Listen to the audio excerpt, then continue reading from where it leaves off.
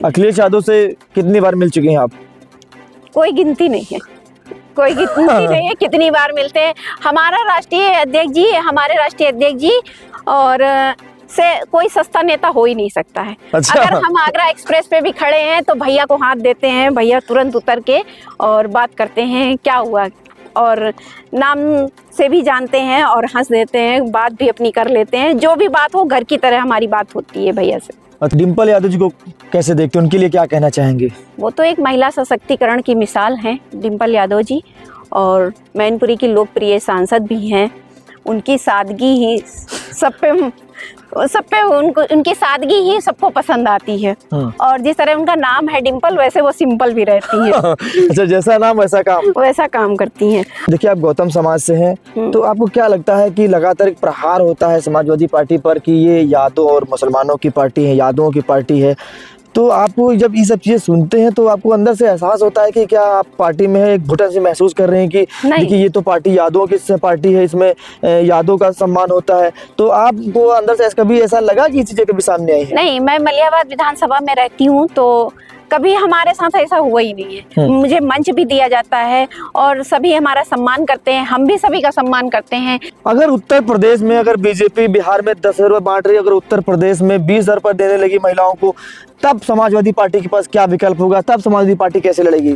Samajwadi party के राष्ट्रीय अध्यक्ष श्री अखिलेश यादव जी ने अभी कहा था कि अगर हमारी सरकार आती है 2027 में तो हम प्रतिवर्ष गरीब महिलाओं को स्त्री समृद्धि योजना के तहत हम जो है 40,000 रुपए प्रति वर्ष देंगे। और ये 40,000 एक बार नहीं मिलेगा, ये 5 साल तक, जब तक समाजवादी पार्टी हमारी सरकार रहेगी तब तक हर बार महिलाओं को देगी। बिहार चुनाव का रिजल्ट देखकर क्या लगता है आपको कि उत्तर प्रदेश में समाजवादियों के अंदर कुछ घबराहट है, कुछ डरापन महसूस हो रहा है कि जो बिहार का चुनाव रिजल्ट देखकर उत्तर प्रदेश की बात कीजिए? बिहार में तो वोट खरीदा गया है, 10-10 हजार रुपए हर महिला को दिए गए, तो वो वोट खरीदने का काम किया है बिहार में, तो उन्होंने सरकार बना ली अपनी। बीजेपी की विचारधारा और हमारी विचारधारा कभी नहीं मिल सकती है, क्योंकि वो केवल द्रौपदी मुर्मू को यूज कर रहे हैं।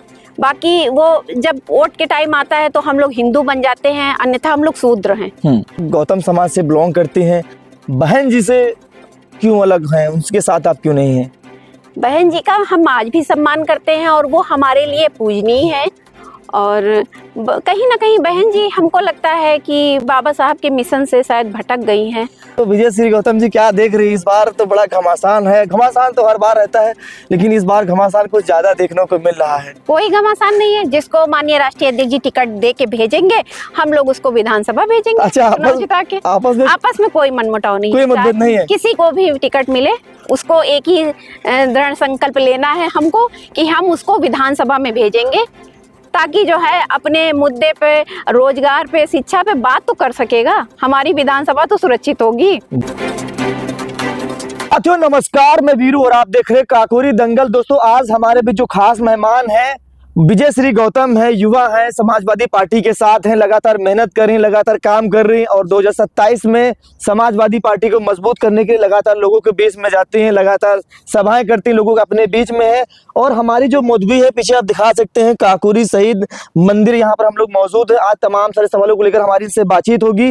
आज इनसे हम बहुत विषयों पर चर्चा करेंगे कि लोग पॉलिटिक्स में क्यों आ रहे हैं, लोग पॉलिटिक्स में ही इतना क्यों इंटरेस्ट रखते हैं। आज जो इंटरव्यू होगा वो इनके जीवन से जुड़ी हुई चीजों पर होगा कि पॉलिटिक्स में कब आए हैं, पॉलिटिक्स मानने के पीछे रीजन क्या है, कारण क्या है, तमाम सारे मुद्दों पर चर्चा होगी। इनसे बातचीत करने के लिए पहले तो बहुत बहुत शुक्रिया आपका हमारे चैनल पर आने के लिए। जी बहुत बहुत धन्यवाद पत्रकार महोदय जी। देखिए, आप काकोरी शहीद मंदिर में हम लोग मौजूद हैं जी, और ये वो मंदिर है जहाँ से हमारे क्रांतिकारियों ने हमें आजाद कराने का काम किया। पहले उनके लिए 2 शब्दों में क्या कहना चाहेंगे? मैं आज काकोरी की ऐतिहासिक धरती को नमन करती हूँ और जितने भी हमारे शहीद हैं उनको मैं श्रद्धांजलि देती हूँ। और मैं विजय श्री गौतम, महमूद नगर ढाल मेरा पैतृक निवास है और मैं यही मलियाबाद की ही निवासी हूँ। मेरा मतलब मैका यहीं का रहा। और राजनीति में आने का हमारा मुख्य प्लेटफॉर्म ये है कि यहाँ पर हम आए तो इससे जनता को निस्वार्थ सेवा करने का मौका भी मिला और कई समाज के लोग एकत्रित हो करके और एक ही मंच पे साझा करते हैं। समाजवादी पार्टी में आए हैं इसीलिए कि हम जनता के साथ मिलजुल कर काम करेंगे, उनकी समस्याओं का समाधान करेंगे, ये हमारा विचार है। गौतम समाज से बिलोंग करती हैं, बहन जी से क्यों अलग हैं, उनके साथ आप क्यों नहीं हैं? बहन जी का हम आज भी सम्मान करते हैं और वो हमारे लिए पूजनीय है। और कहीं ना कहीं बहन जी हमको लगता है कि बाबा साहब के मिशन से शायद भटक गई हैं, और चाहे दलितों पे अत्याचार हुआ हो, चाहे पिछड़ों पे हुआ हो, इस मुद्दे पर ज्यादातर हमारे राष्ट्रीय अध्यक्ष माननीय अखिलेश यादव जी लगातार बात उठाते हैं और हम लोगों का सपोर्ट भी करते हैं, और हम नारियों का, भारतीय महिलाओं का सम्मान भी करते हैं। अखिलेश यादव के साथ हैं, क्यों अखिलेश यादव को आपने क्यों अपना नेता चुना है, उनको इतना आप क्यों पसंद कर रहे हैं? अखिलेश यादव में क्या खूबी आपने देखा होगा कि आपने समाजवादी पार्टी ज्वाइन की, समाजवादी पार्टी के लिए काम कर रही हैं?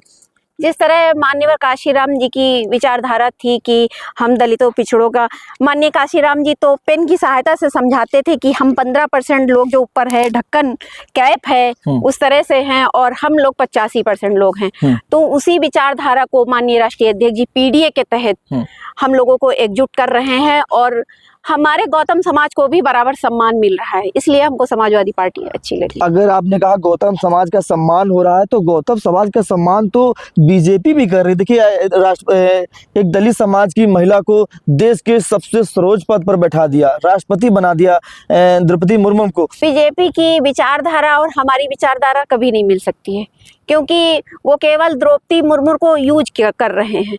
बाकी वो जब वोट के टाइम आता है तो हम लोग हिंदू बन जाते हैं, अन्यथा हम लोग शूद्र हैं। और अभी चाहे मंदिर में का उद्घाटन हो, द्रौपदी मुर्मू को, राम सिंह कोविंद जी को, सभी को सीढ़ियों पर ही रखा जाता है, अंदर जाने की एंट्री नहीं होती, क्योंकि वो लोग शूद्र हैं और हम भी उसी वर्ग में आते हैं, हम भी शूद्र हैं।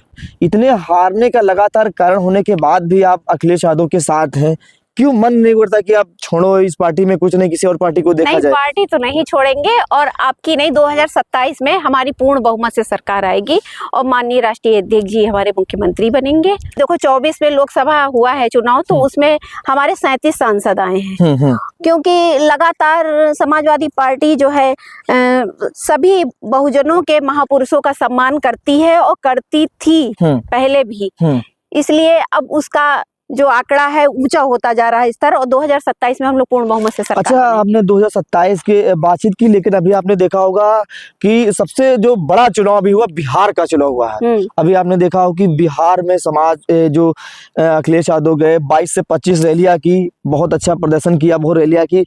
बिहार चुनाव का रिजल्ट देखकर क्या लगता है आपको कि उत्तर प्रदेश में समाजवादियों के अंदर कुछ घबराहट है, कुछ डरापन महसूस हो रहा है कि जो बिहार का चुनाव लेकर उत्तर प्रदेश की बात कीजिए? बिहार में तो वोट खरीदा गया है, 10-10 हजार रुपए हर महिला को दिए गए, तो वो वोट खरीदने का काम किया है बिहार में, तो उन्होंने सरकार बना ली अपनी।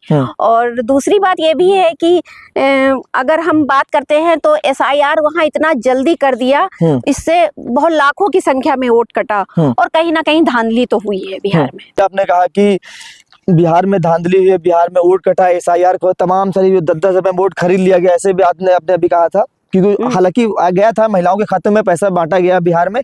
अगर उत्तर प्रदेश में, अगर बीजेपी बिहार में 10 रुपए बांट रही है, अगर उत्तर प्रदेश में 20 रुपए देने लगी महिलाओं को, तब समाजवादी पार्टी के पास क्या विकल्प होगा? तब समाजवादी पार्टी कैसे लड़ेगी? समाजवादी पार्टी के राष्ट्रीय अध्यक्ष श्री अखिलेश यादव जी ने अभी कहा था कि अगर हमारी सरकार आती है 2027 में, तो हम प्रतिवर्ष गरीब महिलाओं को स्त्री समृद्धि योजना के तहत हम जो है 40,000 रुपए प्रति वर्ष देंगे, और ये 40,000 एक बार नहीं मिलेगा, ये 5 साल तक, जब तक समाजवादी पार्टी हमारी सरकार रहेगी तब तक हर बार महिलाओं को देगी। अच्छा, एक प्रकार से महिला वोटरों को अखिलेश यादव लुभा रहे हैं? नहीं, लुभाने का काम थोड़ी ना कर रहे हैं, क्योंकि वो लुभाएंगे कैसे? वो एक बार नहीं दे रहे हैं, वो प्रतिवर्ष देने का काम करेंगे, जितनी भी गरीब महिलाएं हैं, और उस योजना का नाम भी दिया है महिला सम्मान समृद्धि योजना। अच्छा, तो आपको क्या लगता है कि ये इस अखिलेश यादव ने जो महिलाओं के लिए इतना सम्मान की बातचीत किया है, इसके पीछे क्या वजह है कि खास तौर पर महिलाओं को, जैसे बीजेपी ने या नीतीश कुमार की एनडीए सरकार, गठबंधन सरकार ने बिहार में खास तौर पर महिलाओं को फोकस किया कि महिलाओं को अपने पास लुभाने के लिए इस तरह की चीज की जाए, तो अखिलेश यादव महिलाओं को लुभाने के लिए इस तरह की योजनाओं का लॉन्च कर रहे हैं आपके हिसाब से? नहीं नहीं, राष्ट्रीय अध्यक्ष जी कभी झूठ नहीं बोलते हैं और महिलाओं को तो वो खासकर सम्मान देते हैं।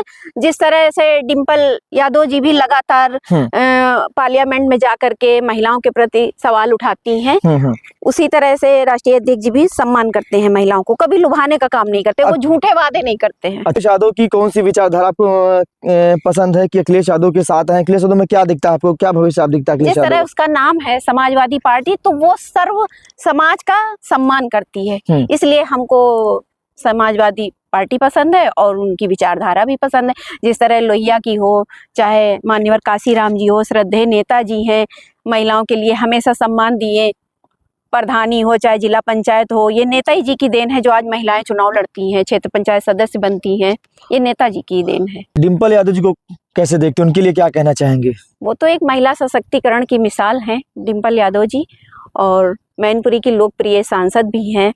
उनकी सादगी ही सब पे उनकी सादगी ही सबको पसंद आती है, और जिस तरह उनका नाम है डिम्पल, वैसे वो सिंपल भी रहती है। अच्छा, जैसा नाम वैसा काम करती हैं। देखिए, आप गौतम समाज से हैं, तो आपको क्या लगता है कि लगातार एक प्रहार होता है समाजवादी पार्टी पर कि ये यादव और मुसलमानों की पार्टी है, यादवों की पार्टी है, तो आप जब ये सब चीजें सुनते हैं तो आपको अंदर से एहसास होता है कि क्या आप पार्टी में एक घुटन से महसूस कर रहे हैं कि देखिए ये तो पार्टी यादवों की पार्टी है, इसमें यादवों का सम्मान होता है, तो आपको अंदर से कभी ऐसा लगा कि ये चीजें कभी सामने आई है? नहीं, मैं मलियाबाद विधानसभा में रहती हूँ, तो कभी हमारे साथ ऐसा हुआ ही नहीं है। मुझे मंच भी दिया जाता है और सभी हमारा सम्मान करते हैं, हम भी सभी का सम्मान करते हैं। चाहे हम लोग तो जाति तो है, वो जाति ही नहीं है, कभी नहीं जाती है, लेकिन हम सर्व समाज जो है 85% एकजुट हो करके और समाज का पूरा सम्मान करते हैं, चाहे वो जिस जाति का हो, जिस धर्म का हो, और हम सभी धर्म को मानते हैं, सभी जातियों का भी सम्मान करते हैं। अखिलेश यादव से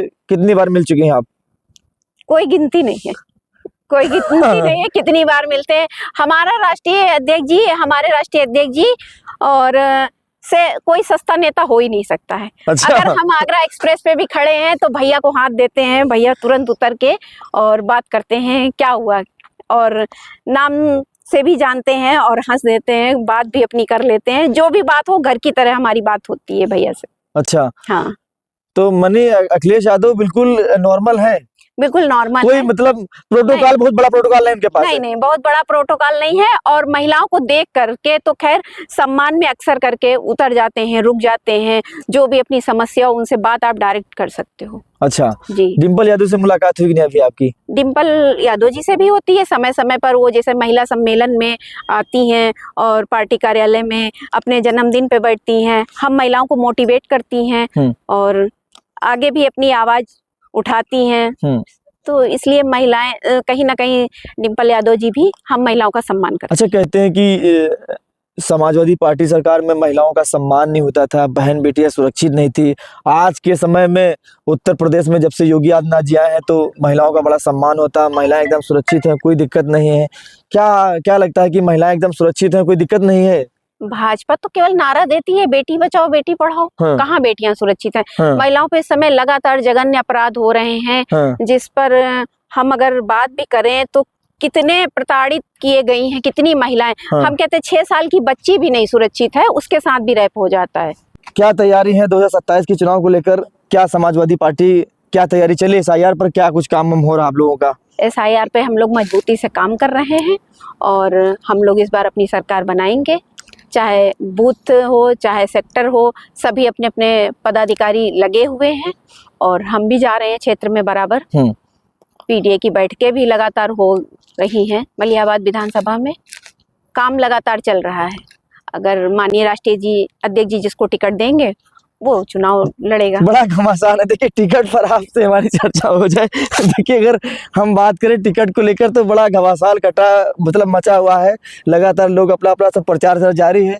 तो विजय श्री गौतम जी क्या देख रही है इस बार? तो बड़ा घमासान है, घमासान तो हर बार रहता है, लेकिन इस बार घमासान कुछ ज्यादा देखने को मिल रहा है। कोई घमासान नहीं है, जिसको माननीय राष्ट्रीय अध्यक्ष जी टिकट दे के भेजेंगे हम लोग उसको विधानसभा भेजेंगे। अच्छा, आपस में कोई मनमुटाव नहीं, कोई मतभेद नहीं है। किसी को भी टिकट मिले उसको एक ही दृढ़ संकल्प लेना है हमको कि हम उसको विधानसभा में भेजेंगे ताकि जो है अपने मुद्दे पे, रोजगार पे, शिक्षा पे बात तो कर सकेगा। हमारी विधानसभा तो सुरक्षित होगी। विधानसभा में तो कई है बट टिकट तो एक ही मिले, तो जिसको क्या टिकट मिलेगा वही। बड़ी मेहनत कर रहे हैं, क्या लगता है कि अगर टिकट नहीं मिलेगा तो आपका दिल टूट जाएगा? नहीं नहीं, ऐसा कुछ नहीं है।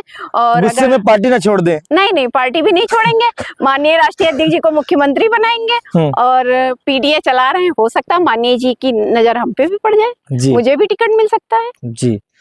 लेकिन अब मैं देखता हूं कि तमाम सारे लोग हैं जिनको टिकट नहीं मिलता है, आन मौके पर पार्टी छोड़कर कहीं दूसरे पार्टी में दामन थाम लेते हैं, नाराजगी जाहिर करते हैं। तो ऐसे में बड़ा देखा जाए बहुत लोगों के रेस में लगे हुए हैं विजय श्री गौतम जी को, अगर वहां तक नहीं पहुंच पाती हैं तो किसी और दल में जाने के बारे में सोचेंगे नहीं, कि दल बदलू वाला काम नहीं है। अच्छा। समाजवादी पार्टी में आए हैं तो जीवन भर यही तो संकल्प ले रहे हैं कि हम समाजवादी पार्टी का ही झंडा उठाएंगे। अच्छा, टिकट देते हैं माननीय जी तो ठीक, नहीं देते हैं तो तब भी ठीक है। हम समाजवादी पार्टी की सरकार बनाने का प्रयास रहेगा हमारा। आप लोग 27 की बात कर रहे हैं, उनका लक्ष्य है 2047, यानी बड़ा लक्ष्य बीजेपी बना के चल रही है। वो कुछ भी बनाए, लेकिन अमित शाह तो लगातार जिस तरह से कह रहे हैं कि हम जो है अभी बहुत सारी बातें वो करते हैं कि नहीं, अमित शाह तो ये भी कहते हैं कि रील्स बनाओ, पैसा कमाओ, ये भी एक रोजगार है। तो वो रोजगार ये अपने जैसा अपने बेटे से क्यों नहीं करवाते हैं? जो वो कभी शिक्षा की बात नहीं करते, कभी रोजगार की बात नहीं करते हैं और कभी जो है स्वास्थ्य की भी बात नहीं करते हैं। अभी देखा होगा बिहार में खेसारी लाल का पहले दिल देखो कितना बड़ा है। हाँ, तो उस पर चर्चा करने की बात जरूरी है। बताइए क्या कहेंगे? हाँ देखिए, अगर बिहार में अगर सबसे बड़ा कोई इस बार ट्रेंडिंग रहा तो केसारी लाल यादव। उनकी भीड़ देखा, इतनी भीड़, उसके बाद चुनाव हार गए। चुनाव हारने के बाद केसारी लाल यादव उनको कह रहे थे यादव ने यदमुल्ला है। देखिए उसके बाद केसारी लाल यादव ने अपनी संपत्ति का 20 बीघा जमीन दान दे दिया, एक प्रकार से जनता को दे दिया। उन्होंने कहा कि केसारी लाल यादव दे, तो क्या लग रहा है विजय श्री गौतम, बताइएगा कि वो दे पाएंगे कि खाली बातें करेंगे? नहीं, तो खेसारी लाल यादव ने एम्स बनवाने के लिए 20 बीघे जमीन दे दिया है, इतना बड़ा उनका दिल है। और निरहुआ जैसे लोग कह रहे थे कि नहीं वो नचनिया है, अपशब्द जैसे कह रहे थे, तो हम कहते हैं उनको तो 40 बीघा देनी चाहिए, क्योंकि वो तो सत्ता पक्ष में है। और खेसारी लाल जी अगर आए थे इस प्लेटफॉर्म पे, वो टिकट विधायकी लड़ने के लिए अगर आए थे, तो ये सोचो कि वो निस्वार्थ सेवा और प्रेम से आए थे जनता से जुड़ने के लिए, ना कि अपनी कुर्सी बचाने के लिए आए थे। लोग यहाँ सत्ता पक्ष में अपनी कुर्सी बचा रहे हैं, भले ही वो दलित समाज का नेता हो, विधायक हो, लेकिन वो बोल नहीं रहा, अपनी कुर्सी बचा रहा है। बिल्कुल बिल्कुल। तो क्या लग रहा है कि उन्होंने, केसारी लाल यादव ने कहा है कि हमारा तो इतना बड़ा दिल हमने दे दिया है, लेकिन ये हमारे बड़े भाई देंगे नहीं है? नहीं देंगे। तो नहीं देंगे, आप को लगता है? नहीं देंगे, बिल्कुल नहीं देंगे। हम कहते हैं वो 10 बीघे दे दें तो बड़ी बात। क्या क्यों नहीं दे पाएंगे? क्या क्यों नहीं दे पाएंगे? देखिए अगर देखा जाए तो पूर्व सांसद रह चुके हैं, उत्तर प्रदेश में बीजेपी की सरकार है, देश में बीजेपी की सरकार है, पूर्व सांसद वो रह चुके हैं, तो क्यों नहीं देंगे? वो इसलिए नहीं देंगे, अगर पहले सोचो उनकी नीयत कैसी है, वो पूर्व सांसद क्यों हो गए?